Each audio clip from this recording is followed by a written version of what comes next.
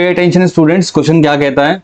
It says that एक small coin है जो रेस्ट कर रहा है बॉटम पे, है ना, और इस बॉटम से कुछ रे निकल के जाती है जो बाहर नहीं निकल पा रही है, वो TIR कर दे जा रही है। तो मतलब कहने का है यहाँ पे नॉर्मल अगर बनता है तो बच्चों ये आपको 90 डिग्री दिखना चाहिए, है ना, इतना तो अपन समझ ही सकते हैं ना बड़े आसानी से।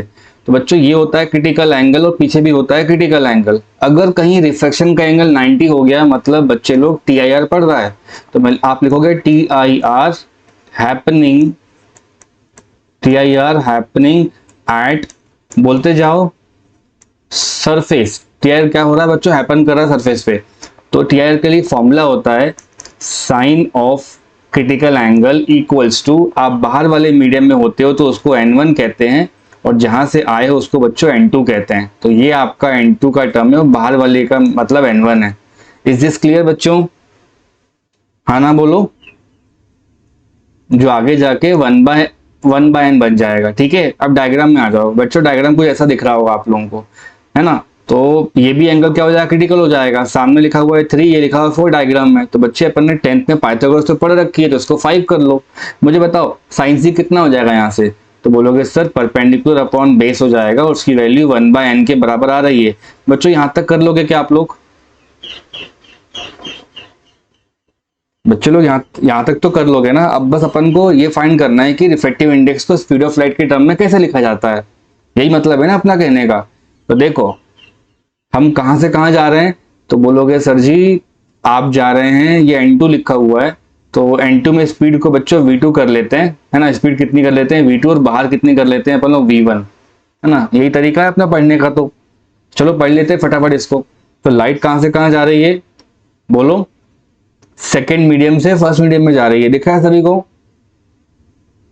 लाइट कहां से कहां है? फर्स्ट मीडियम में। तो ऐसा लिखते हैं ना बच्चों, जो पहले मीडियम आता है वो पहले आता है, डिवाइड करके अपन, जो बाद में मीडियम आता है वो बाद में आता है। और यहाँ क्या लिखते हैं अपन लोग? Final minus initial. ये तो पढ़ा होगा ना अपन ने। तो 1/n की वैल्यू, है ना, 1/n की वैल्यू कितनी आ रही है? V2/V बना रही है। तो वही तो करना था अपन को। 1/n की वैल्यू क्या आ सकती है बच्चों? बोलो ना। V2/V1। चलो बोलते जाओ क्या होगा आंसर? 3/5। V2 मतलब इस पानी के अंदर जो, लिक्विड के अंदर जो स्पीड होगी वो, तो V2 निकाल रहे हैं। V1 कितना होगा? बोलो बच्चों, एयर का स्पीड कितना होता है?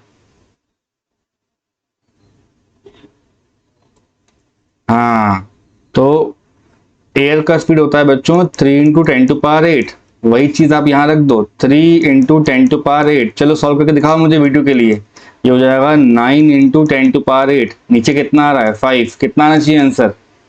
1.8 × 10⁸ मीटर पर सेकेंड। ये इस स्पीड से ज्यादा होगा बच्चों। ऑप्शन नंबर आप कौन सा मार्क करोगे?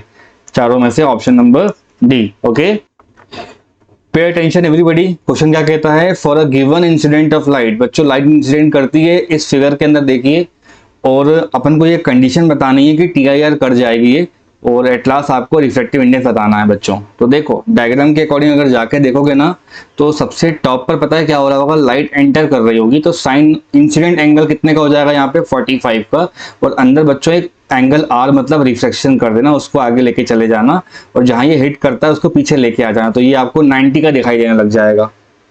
बात समझ में आ रही है मेरी बच्चा लोग? आ रही होगी। तो अगर ये 90 डिग्री ऊपर R लिखा है तो क्लास में बैठा कोई बच्चा बोल सकता है कि सर जी वो जो अंदर वाला एंगल होगा वो हो जाएगा 90 - R का। इतना समझ गए तो अपना काम ही हो गया।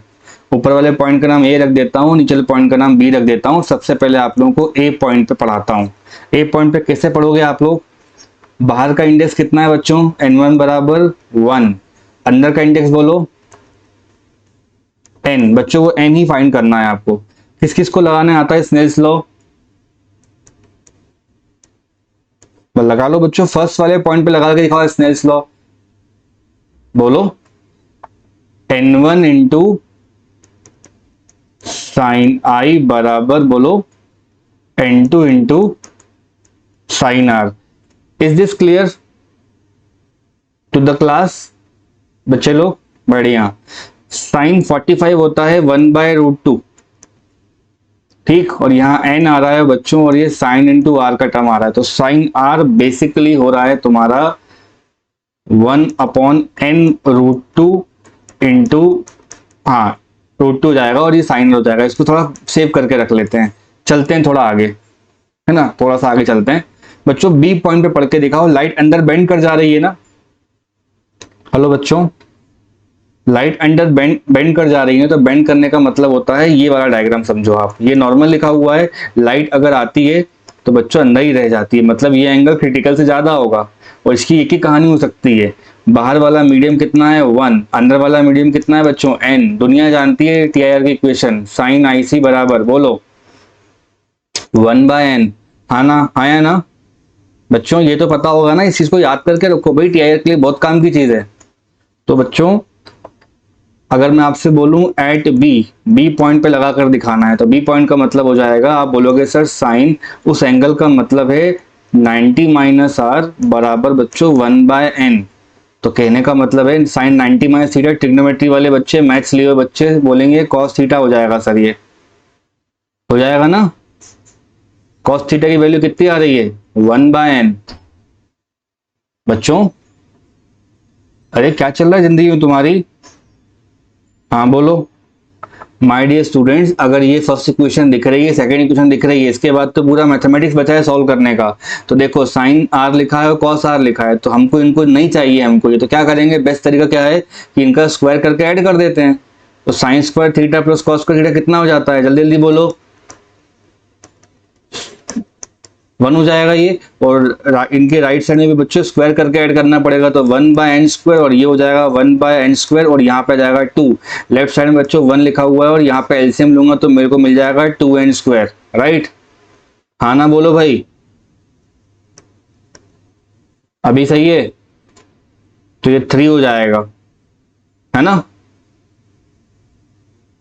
क्लियर है कि नहीं बच्चों। तो हो जाएगा 2/3 बराबर 1/n²। क्रॉस फोर्स मार के इसको रूट में लिख लो बच्चों, तो n कितना हो जाएगा, अंडर रूट के अंदर 3/2।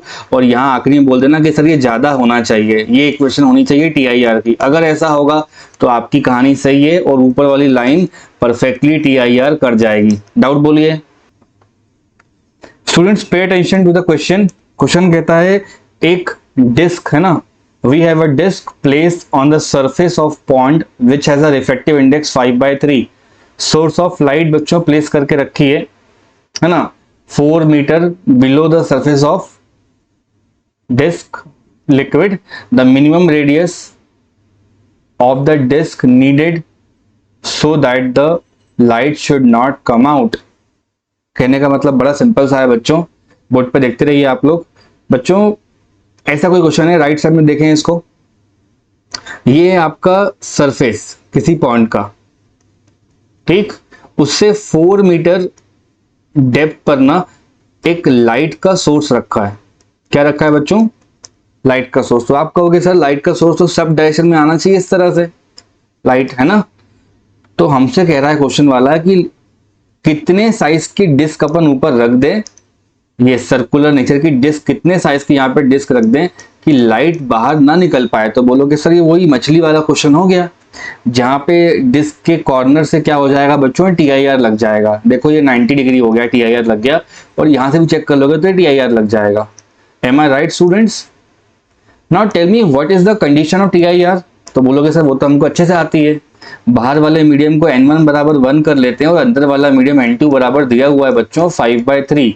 तो हम बोलेंगे कंडीशन ऑफ टीआईआर, बोलो कितनी होती है, साइन ऑफ सी बराबर 1/n। एम आई ओके। तो ये एंगल किसका होता है, क्रिटिकल का होता है, ये भी कितने का हो जाएगा, क्रिटिकल का हो जाएगा बच्चों। तो साइन सी बराबर 1/n का मतलब क्या हो जाएगा, n इज 5/3, तो ये हो जाएगा 5, ये हो जाएगा 3। यहां तक का है बच्चों समझ में। और जूनियर क्लास से साइन थीटा का मतलब होता है परपेंडिकुलर अपॉन हाइपोटेनियस। तो इस जगह पे जाके बैठ जाओ और मुझे बताओ क्या होगा परपेंडिकुलर। तो बोलोगे सर ये होगा रेडियस जो कि होगा 3, हाइपोटेनियस कितना होगा 5। तो आंसर कितना मार्क करोगे आप लोग, आ रही मेरी बात समझ में, है ना, due to critical angle sine of C, बच्चों sine of C equals to कितना हो जाएगा 3/5, विच मीन्स ये कितना हो जाएगा रेडियस, और यही क्वेश्चन है अपना, ठीक है। एवरीबडी पे अटेंशन टू द बोर्ड। बच्चों देखो, सबसे पहले ये समझ लेते हैं लाइट डायरेक्टली फॉल कर रहा है, तो यहाँ पे एंगल ऑफ इंसिडेंट बच्चे को पता कितने का कहलाएगा, एंगल ऑफ इंसिडेंट यहाँ पर 0 कहलाएगा। 90 डिग्री वो तो दिख रहा है आपको, एंगल ऑफ इंसिडेंट नॉर्मल से मार्क किया जाता है, तो लाइट सीधे का सीधे नीचे गिर जाएगा। आपको बस ये बताना है कि ये जो पॉइंट ओ मार्क करके रखा है, इस ओ पॉइंट पे टीआईआर के लिए क्या पढ़ा जाता है। तो बच्चों बिफोर अंडरस्टैंडिंग एनीथिंग आपको यहाँ पे नॉर्मल बनानी चाहिए थी सबसे पहले। तो अगर नॉर्मल बन जाएगी तो हमारा काम ही हो जाएगा बच्चों। तो मैं नॉर्मल मैंने बना ली है और इसको नॉर्मल को लिख भी दिया है कि नॉर्मल है। देखो ये रही नॉर्मल। थोड़ी ज्योमेट्री पढ़ लेते हैं। अगर ये एंगल थीटा है और सामने वाला एंगल बच्चों 90 डिग्री है, तो 10th क्लास के मैथ्स पढ़ चुके बच्चों बोलो ये कितना होगा। अगर ये थीटा है, ये 90 है, तो ऑब्वियसली कितना हो जाएगा 90 माइनस थीटा। बात समझ में आ रही है, ये वाला एंगल। अब बच्चों ये पूरा जो नॉर्मल से लेके जहां तक प्रिज्म की बाउंड्री है वो एंगल पूरा 90 कहलाता, और आधा पोर्शन कितना हो गया उसका 90 माइनस थीटा, तो ऊपर वाला अपने आप कितने का बन जाएगा, थीटा का बन जाएगा। तो इनडायरेक्टली सर ने इतना तामझाम करके ये बता दिया अपन को कि एंगल ऑफ इंसिडेंस थीटा है, मतलब ये ऐसा इंटरफेस है, लाइट सीधे गिर रही है और ये आपका नॉर्मल है। कितने का एंगल है बोलो, थीटा का। आया समझ में बच्चों, सभी को आ गया होगा। तो लाइट जब 90 पे निकल जाएगी तो बोलोगे सर 90 पे निकलने को कहते हैं क्रिटिकल एंगल पे जा रहा है, और क्रिटिकल एंगल पे पढ़ना होता है। तो अंदर वाले मीडियम का नाम कितना है n2, वैल्यू कितनी है 3/2। बाहर वाले मीडियम का नाम कितना है n1, कितनी वैल्यू है 4/3। तो अपन बस लगाएंगे applying the condition of TIR, applying the condition of, बोलते जाओ TIR। किस किस को आता है लगाते TIR, बोलोगे सर सबको आता है ना। हम कैसे लगाते हैं, साइन ऑफ IC मतलब साइन ऑफ क्रिटिकल एंगल बराबर 1/n, सुना होगा आपने। ये तब सुनते हैं बच्चे लोग जब बाहर का मीडियम एयर होता है, तब 1/n आता है। नहीं तो पता है क्या होता है, बाहर का मीडियम होता है n1 और अंदर का मीडियम कितना होता है n2। बात खत्म। बाहर वाला मीडियम कितना है बोलो n1, अंदर कितना है बोलो n2। बस आपका सॉल्व ही हो गया बच्चों। पहला एंगल कौन सा होगा, तो बोलोगे sir angle incident sine theta है। What is n1, look in the question, 4/3। What is n2, 3/2। बोलो कितना आया, थीटा बराबर, मैथ्स वाले बच्चों साइन इनवर्स। वेरी गुड बेटा, ये हो जाएगा 8/9। आंसर मार्क करोगे तो इक्वल टू हटा के बड़ा करना होता है बस, कि उससे ज्यादा हो जाएगा तो हमारा काम चल जाएगा और मजे आ जाएंगे। ये TIR करेगा यहाँ पे। तो TIR के लिए बच्चों ये ऑप्शन मार्क करेंगे आपको, theta is greater than sine inverse 8/9, और simply you can write sine theta equals to 8/9। That's it, इससे ज्यादा मत सोचो आप लोग। सो कभी भी आप पढ़ रहे हो बच्चों TIR को, तो याद रखो साइन C बराबर 1/n लिख लिया करो। अगर एयर नहीं है, अगर एयर के रिस्पेक्ट में नहीं करा पा रहे हैं TIR, तो न्यूमेटर में बाहर वाला मीडियम आता है और डिवाइड बाय इनसाइड वाला। पॉसिबिलिटी ये होती है कि मैंने यहाँ पे n1 माना है, कोई टीचर यहाँ पे n4 लिख सकता है, n3 लिख सकता है, कुछ म्यू करके लिख सकता है, लेकिन उससे लॉजिक थोड़ी ना बदल जाएगा। डाउट रहेगा बच्चों यहाँ तक? Pay attention everybody in the class. बच्चों देखो इधर क्वेश्चन है, match the corresponding entries in column 1 with column 2। वहां पर M है आपका magnification produce by the mirror. ध्यान रखना मिरर के बारे में बात कर रहा है। तो छोटे वाले M का मतलब होता है मैग्निफिकेशन, जिसका मतलब होता है height of image divide by height of object. एक फॉर्मूला और होता है बच्चों M का, माइनस ऑफ V/U, क्योंकि हम लोग क्या पढ़ रहे हैं, मिरर पढ़ रहे हैं। हल्ला मत करना, V/U लेंस में आता है, नेगेटिव वाला है, मतलब मिरर के लिए पढ़ाया जा रहा है। एक बात और बता दूं मैं आपको, मैग्निफिकेशन में दो तरीके जज किया जाता है बच्चों। एक बार तो प्लस और माइनस देख करके, और एक बार यहाँ पे उसका मैग्नीट्यूड देख करके, तो नंबर को देख करके। तो प्लस माइनस से ये लॉजिक बिठाया जाता है कि अगर माइनस लिखा है तो इमेज कैसा होगा, रियल, और प्लस लिखा है तो इमेज कैसा होगा बच्चा लोग, वर्चुअल। इतना समझ में आया? और वैल्यू को देख के ऐसा लिखते हैं कि अगर ग्रेटर देन 1 होगा, वैल्यू लेस देन 1 होगा, और बराबर 1 होगा, तो बराबर 1 का मतलब होता है सेम साइज का।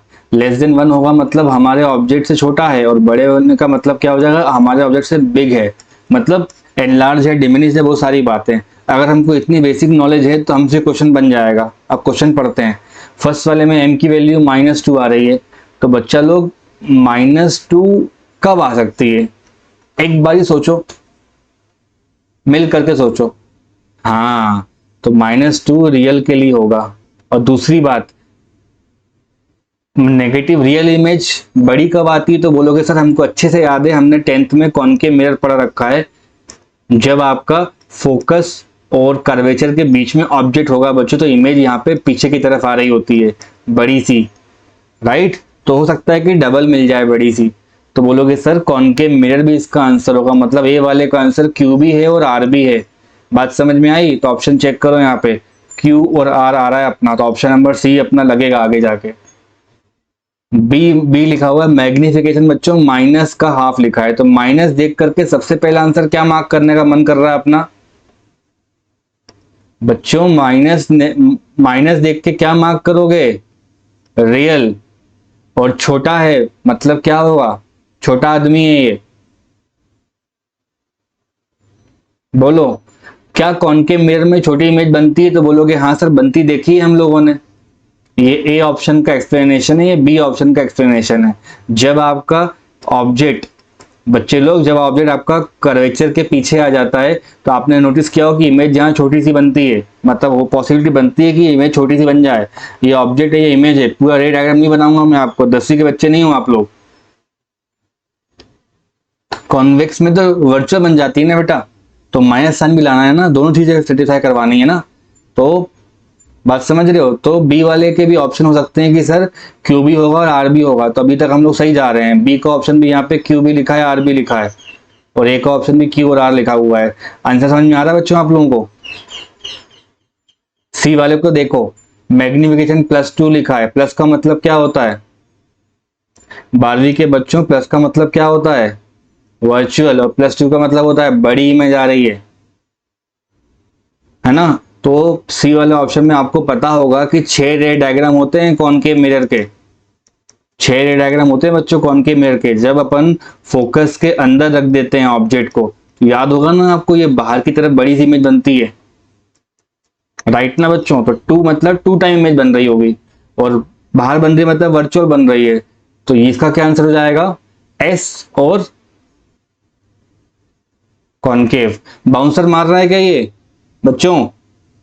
नहीं, डी ऑप्शन देखो, ये सबसे इंटरेस्टिंग है, इसका मैंने पूरा एक लेक्चर खराब किया आप लोगों का। प्लस लिखा है मतलब वर्चुअल होगा, और छोटा है मतलब कौन सा होगा? ये रियर व्यू, गाड़ी का जो अपना शीशा होता है ना, हर चीज छोटी दिखती है उसके अंदर, वो कौन सा होता है गाड़ी का शीशा अपना? कॉन्वेक्स। तो ये रहा आपका ऑप्शन नंबर डी का, कॉन्वेक्स के अंदर हाथी, घोड़ा, एरोप्लेन कुछ भी आ जाएगा बच्चों, तो आपको वो यहाँ पे स्मॉल सा दिखाई देता है। तो ये कहना चाह रहा है, ये हाफ का मतलब है स्मॉल हो जाएगा, प्लस का मतलब है वर्चुअल रहेगा।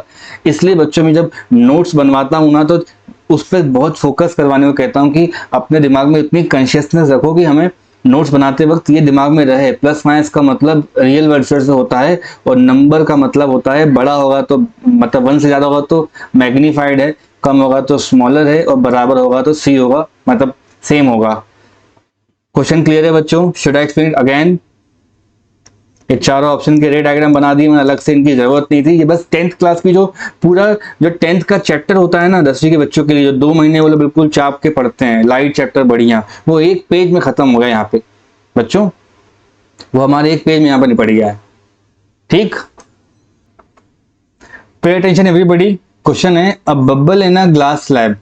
एक बबल बच्चों ग्लास स्लैब के अंदर रखा हुआ है, तो बबल को सेंटर पे रख लेता हूँ। ग्लास स्लैब का जो इफेक्टिव इंडेक्स है वो दिया हुआ है 1.5। इसको एक साइड से देखने पे ये 5 सेंटीमीटर का दिखाई देता है बच्चों, है ना। मान लो बबल अपना यहाँ कहीं रखा हुआ है, तो एक साइड से देखने में ये 5 का दिख रहा है, और दूसरी साइड से देखने में ये 2 का दिख रहा है। आया ना? 5 सेंटीमीटर एंड 2 सेंटीमीटर यहाँ तक की लेंथ है ना। तो ये व्यूइंग लेंथ है बच्चों, इतना दिखाई दे रहा है आपको, तो मतलब ये दोनों के दोनों कौन सी वैल्यूज होंगे? ये एपरेंट वैल्यूज होंगे। कौन सी होंगे बच्चों?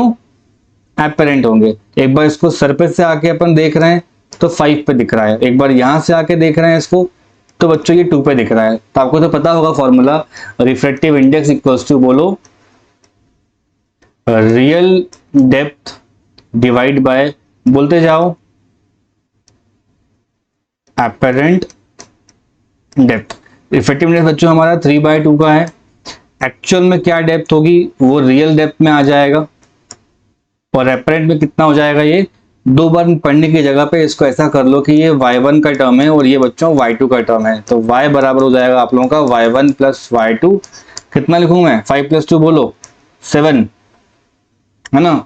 सॉल्व कर लो इसको, 3/2 इंटू 7 बराबर रियल डेप्थ, मतलब बच्चों ये हो जाएगी अब आपकी एक्चुअल में रियल थिकनेस ऑफ स्लैब। ये क्वेश्चन इस तरह सॉल्व होगा, तो 1.5 टाइम्स ऑफ 7 कितना होगा ये, 10.7 प्लस 3/0.5 हो जाएगा ना, तो ऑप्शन नंबर कितना आना चाहिए, ये आ गया तुम्हारा थिकनेस ऑफ स्लैब। क्लियर बच्चों।